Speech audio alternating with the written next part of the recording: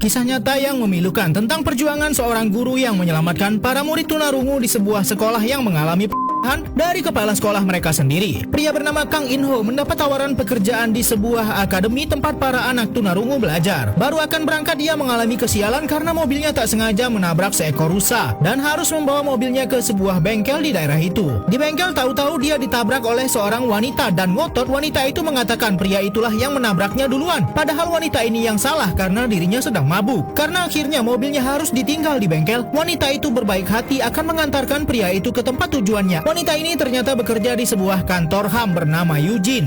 Ketika baru sampai, pria ini mencoba berkomunikasi dengan murid di sana menggunakan bahasa isyarat. Namun mereka malah kabur tanpa menjawab salam dari guru mereka. Tibalah Kang In-ho akhirnya bertemu dengan kepala sekolahnya. Sampai kemudian ada seorang yang masuk dan wajahnya sama persis dengan kepala sekolah. Membuat pria ini awalnya sempat kebingungan karena mereka begitu mirip. Saudara kembar kepala sekolah diminta untuk menemani pria ini berkeliling sekolah. Namun tiba-tiba saudara kembar Kepsek meminta uang iuran kepada Kang In-ho. Mau tak mau Kang In-ho menelpon ibunya meminta tolong karena ia tak memiliki uang untuk membayarnya saat ini. Kang In-ho ternyata seorang guru seni. Ketika ia memeriksa lukisan para murid, salah satu murid menarik perhatiannya dan Kang In-ho mencoba memuji hasil lukisan anak itu. Tapi anak itu malah diam tanpa berekspresi. Salah satu murid laki-laki tiba-tiba telat masuk ke kelas. Tapi ketika ia mendekat ke anak itu, ia melihat wajah anak itu yang babak belur. Banyak keanehan yang dirasakan Kang In-ho di sekolah ini. Akhirnya ia mencoba menceritakan kepada salah satu guru di sekolah. Dan guru itu berkata karena anak-anak di sekolah ini mengalami kelumpuhan fisik membuat mental mereka juga tak seimbang. Karena belum puas dengan jawaban dari guru tadi, Kang In-ho mencoba mencari tahu data-data anak yang diajarnya. Anak bernama Min-so tidak memiliki ibu dan ayahnya sakit keras dan ia tinggal bersama neneknya dengan kejiwaan terganggu. Sedangkan Yuri mentalnya tidak waras dan ia memiliki nafsu makan berlebihan. Terakhir ada Yondo. Anak itu ternyata seorang yatim piatu. Kang In-ho akan pulang sampai tiba-tiba ia mendengar sebuah teriakan dari atas. Ia mencoba mencari asal suara tersebut dan mendengarnya dari dalam toilet perempuan. Namun suara itu tiba-tiba menghilang ketika In-ho memanggilnya. Sampai tiba-tiba penjaga sekolah datang mengagetkannya. Penjaga sekolah menghentikannya dan berkata bahwa anak-anak di sekolah ini biasa berteriak-teriak sendiri dan In-ho mau tak mau percaya akan hal itu. Di ruang kepala sekolah terlihat seorang polisi yang menerima banyak uang. Uang itu diberikan oleh kepala sekolah. Tiba-tiba In-ho datang dan membawa sesuatu di tangannya. Ia sempat ragu sampai kepala sekolah menyuruhnya masuk. In-ho ternyata membawa segepok uang yang diminta saudara kembar kepala sekolah sebagai bentuk iuran. Seorang guru tega berbuat jahat kepada anak muridnya yang adalah seorang tunarungu. Ternyata alasannya adalah karena anak ini mencoba kabur bersama dua murid lain. Saat Kang In-ho akan pulang, ia tak sengaja melihat salah satu muridnya duduk di pinggir jendela. Tentu saja karena dirinya tidak bisa mendengar, percuma saja Kang In-ho menyuruhnya masuk ke dalam. Akhirnya Kang In-ho berlari masuk ke kamar anak itu dan membawanya masuk kembali ke kamarnya. Ketika Kang In-ho akan pergi, anak itu tiba-tiba memegang tangan baju In-ho. Kemudian menyeretnya mengikuti ke suatu tempat dan ia membawanya ke depan ruang laundry di akademi tersebut. In-ho kemudian masuk ke dalam menemukan seorang wanita dan sebuah gunting di lantai. Ternyata ibu itu sedang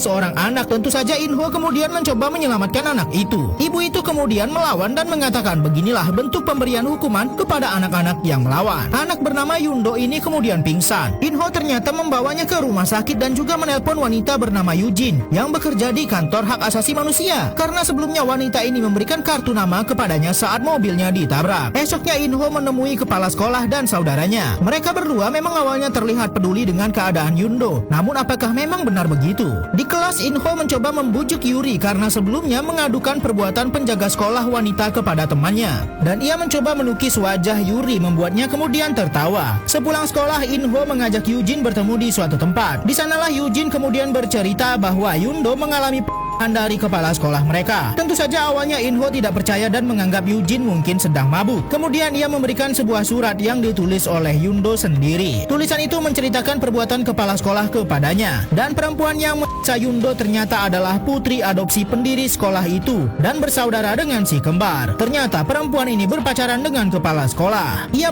Yundo mengancamnya untuk tidak dekat dengan kepala sekolah mereka karena dirinya cemburu. Inho yang teringat sesuatu kemudian segera berlari keluar dan mereka kembali ke kamar Yundo dirawat, namun tidak menemukan siapapun di sana. Kemudian Eugene mencoba membuka lemari di kamar itu dan menemukan ada Yundo yang sedang menangis ketakutan di sana. Betapa berat yang dialami anak sekecil ini. Anak bisu ini menceritakan kronologi bagaimana kepala sekolah melahirkannya. Anak itu menangis namun mencoba menceritakan detail kejadian tersebut. Bahkan kedua pegawai kantor HAM itu sampai kaget mendengar cerita Yundo yang diterjemahkan oleh Inho. Inho sampai tercengang karena seharusnya ia bisa menyelamatkan Yundo dari kepala sekolah. Salah satu anak juga ketakutan ketika melihat penjelasan Yundo. Yuri kemudian menceritakan dari sisinya. Sungguh keji perbuatan bapak tua ini. Yundo kemudian berkata bahwa ia melihat Yuri saat itu.